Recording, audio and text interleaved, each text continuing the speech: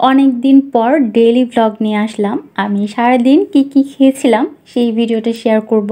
অনেক দিন ধরেই লং কোনো ভিডিও আপলোড করা হচ্ছিল না, এর জন্য আজকে সকালের নাস্তা যা যা তৈরি করেছিলাম এইখান থেকেই ভিডিওটা শুরু করলাম। সকালের নাস্তায় একটা সেদ্ধ ডিম, কলা, কাজু বাদাম, কাঠবাদাম, কিশমিশ, আমলক্ষী, লেটুস পাতা আর খেজুর রেখেছিলাম। সব সময় একদম ভারী খাবারও খাই না, আবার সব সময় একদম হালকা খাবার খাওয়া হয় না। যেদিন ভর্তা ভাত থাকে সেই দিন সকালে ভাত খাই। আর এই খাবারগুলি খেতে তেমন একটা মজা না হলেও শরীরের জন্য অনেক ভালো। আর লেটুস পাতাটা শীতকালীন সবজি, এটা শীতকালে প্রচুর পরিমাণে পাওয়া যায়, যেটা নাস্তা বা স্ন্যাক্সের সাথে খেতে বেশি মজা লাগে।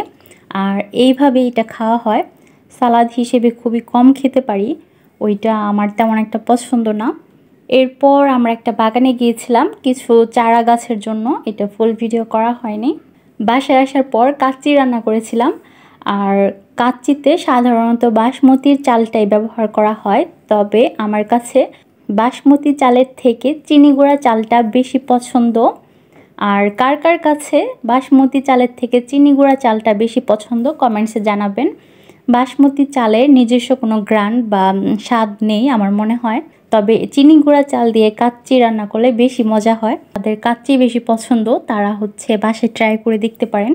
চিনি গুঁড়া চাল দিয়ে রান্না করলে বাসমতি চালের থেকে বেশি মজা হয় এবং বেশি ফ্লেভারফুল হয়। এরপর বিকেলে ছাদে গিয়েছিলাম মাশরুম আনার জন্য, যেন মাশরুমের চপ বানানো যায়। এটা সবজির পাকোড়ার সাথে দিব। মাশরুম পরিমাণে কম ছিল, এর জন্য পাকোড়া বানাবো, তবে বেশি পরিমাণে থাকলে সেইটা চপ বানানো যায়।